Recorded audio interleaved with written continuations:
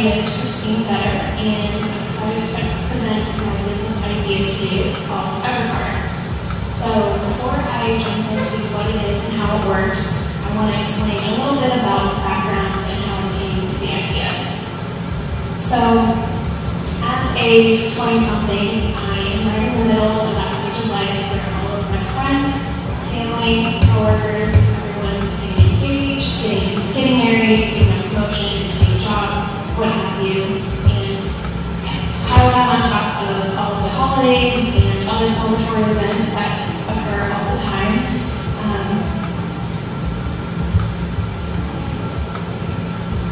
So, also as a busy MBA student that's part-time and also working full-time, I'm always on the go, and I know a lot of you guys can relate to me on that front. So I really don't have time, when I'm supposed to be at the event 5 minutes ago, I don't have time to run by the store and search for the perfect greeting card for 20, 15 minutes, however long it takes me.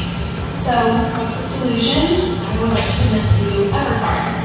It is a subscription-based greeting card service that delivers edgy sentiments right to your door every month so that you are never cardless. So how does it work? Essentially, the prospective subscriber will log onto the website, enter their credit card information, and they will start receiving 3 different greeting cards every month for $12.99 each month, and that includes shipping. So the first card is generic, kind of for any occasion, and the other 2 will be based on season and holidays, and just kind of whatever's trending in the pop cultural world. So, taking a look at my startup costs, the website, I figured something very basic is going to be about $4,000. I really just need something that people can log in, enter their credit card information, nothing too fancy to start out with. Legal and accounting, I figured about $1,300 for that, and materials to start with will be about $2,000. Total, I estimated about $7,300, but rounded it off to $10,000 for incidentals in case something pops up that I wasn't expecting. So if you look at the numbers here, this kind of goes into my per unit cost, and as you can see, the fewer amount of subscribers I have, the higher my costs are. So it's really a numbers game with this. You can see if I get up to 5,000 subscribers, my profit margins increase dramatically, and so do my cost of materials. So going to market, my target demographic is going to be female, age 24 to 38, although I won't discriminate, anyone and everyone is welcome. I anticipate I'm doing a lot of pre-launch promotion. This will really help me estimate my startup materials cost, which I estimated about $2,000 if you remember from the other side, but I can really get a gauge on that when I have people pre-subscribe before we actually launch. I'm going to try to stay away from traditional paid advertising. I think social is definitely the way to go. I'm very well versed in social media as a digital native, and I use it every day for my job, so I think that's my best bet. I'm also going to build and leverage relationships in the online community with influential bloggers, media, news outlets in the industry, and I'm really going to try to get my feet wet in that arts and crafts trade show as well. So here are some projections based on the number of subscribers I have at the year end. So if you look at the first year, if I can get up to 500 subscribers, and that's building gradually throughout the year, I would anticipate my sales to be a little under 40,000 with a profit of 25,000. And then you can see it goes up from there, because as my number of subscribers are increasing, my cost per subscriber is decreasing.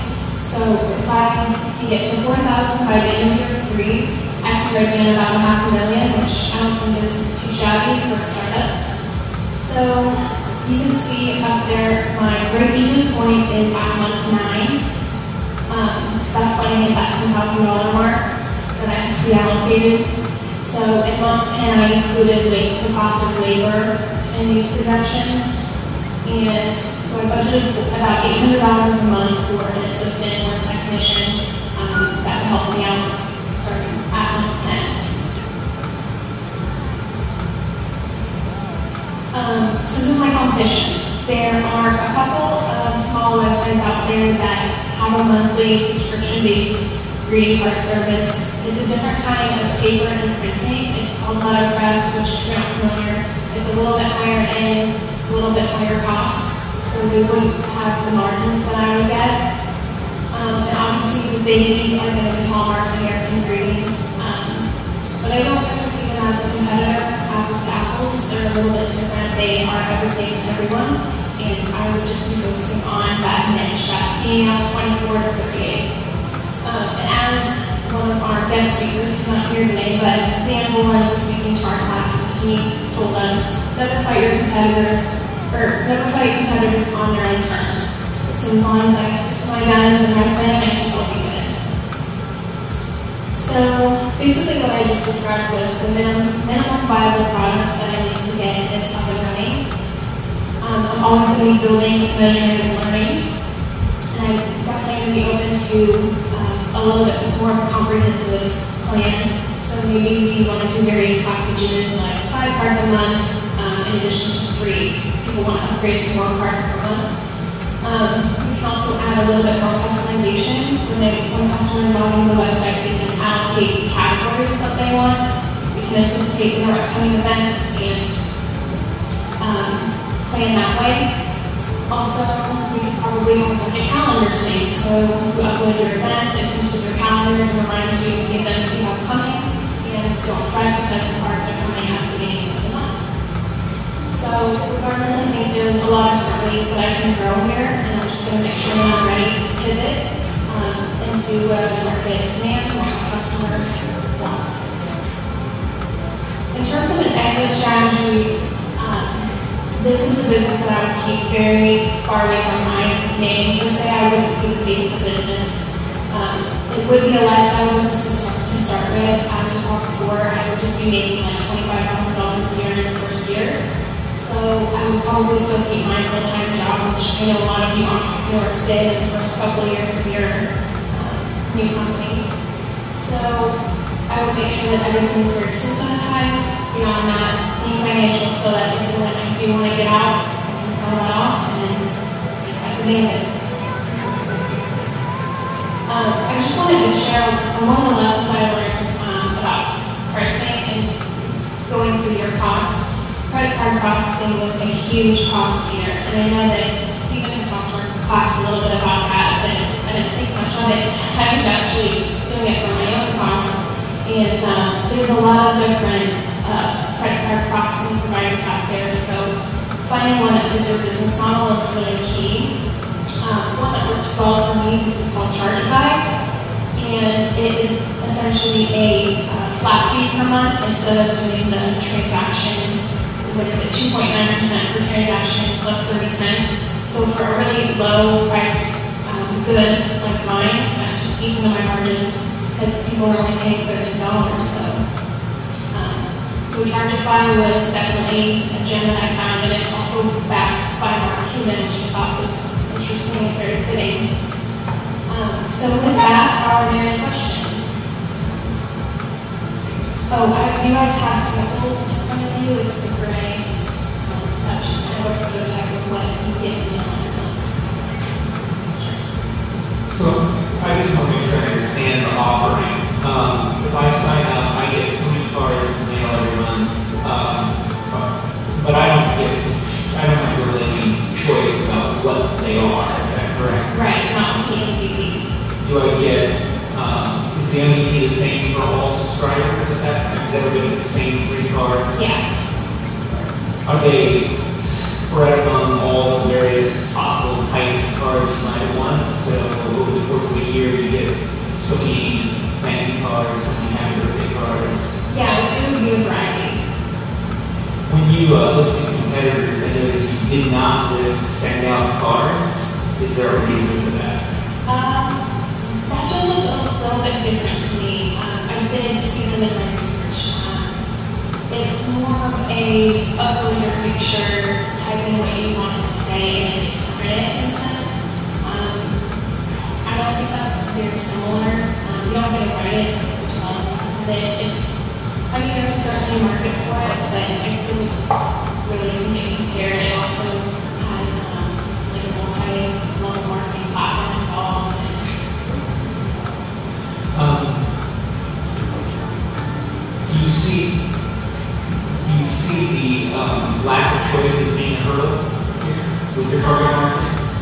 I think in the short run, no. It's kind of like a little surprise. I think people kind of like the uncertainty. It's the subscription-based model is pretty popular right now, like Birchbox. There's a lot of different ones based on any like coffee or whatever it is. So I think that's kind of what people look for is wanting something new. But yeah, I would be willing to let people choose the categories like another variation. So I'm going to ask a question to make it seem like I wasn't paying one bit of attention to what you were saying.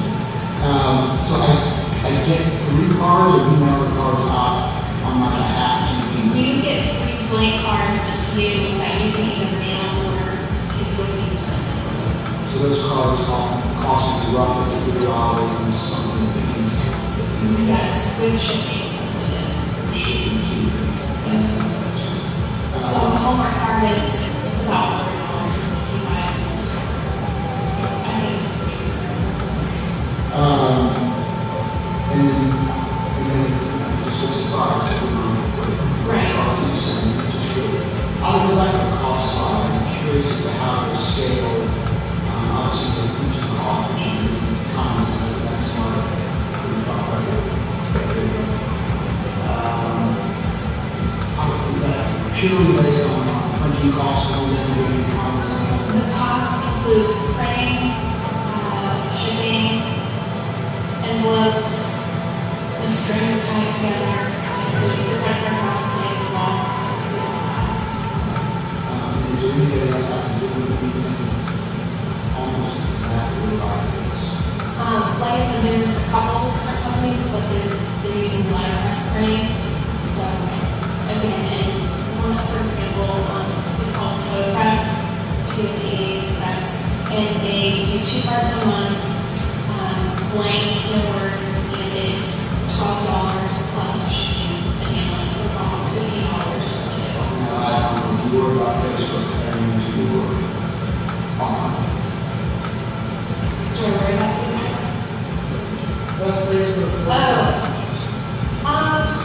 don't, because I think it's really different. I don't necessarily send a card to everyone. I might post on the wall, but there are times when cards are necessary. So I'm not too concerned about it. We're not in your target market, so it might be hard for us to understand. Sure. I know my wife was not the shoulder party of the dress that looks just like somebody else. But if you've got 5,000 customers in the same cards, some variety, talk about some variety. I think you said something about customization at some point. Right. So in the beginning, they will all be the same. But I think as I go along, as I grow and listen to what my subscribers want, there will be more customization. And I might do one birthday card and 2 others. But that one birthday card, I might have 3 or 4 different designs. So not everyone is doing the same thing.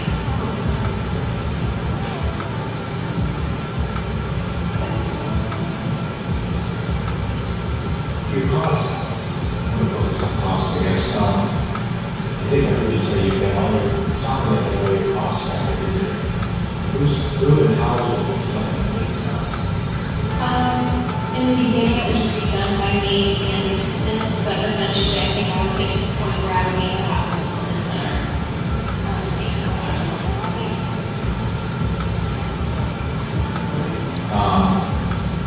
And then my other question is, I guess I was a little confused or interested in your statement that you want to market this through social media only, but that this is a product that gets made.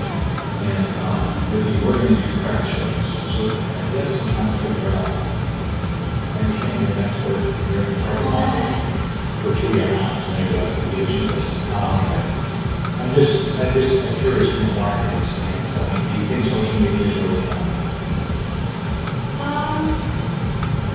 I think to start with it is, but I'm not going to say we're like a direct mail cost. I mean, that's just not really proven, especially for this demographic. So practice is enough, I think, leveraging those relationships with the bloggers, media, that kind of thing. I think that will get me pretty far. But that's not to say I would never advertise on a traditional way. I just didn't want to do that starting out. Stephen, prior to the break-even, are you the technician or were you adding the intern at month 10? And how does month 10 relate to these numbers? So you're talking about, you said the break-even was at 9 months? Yes. So what number is that of subscribers?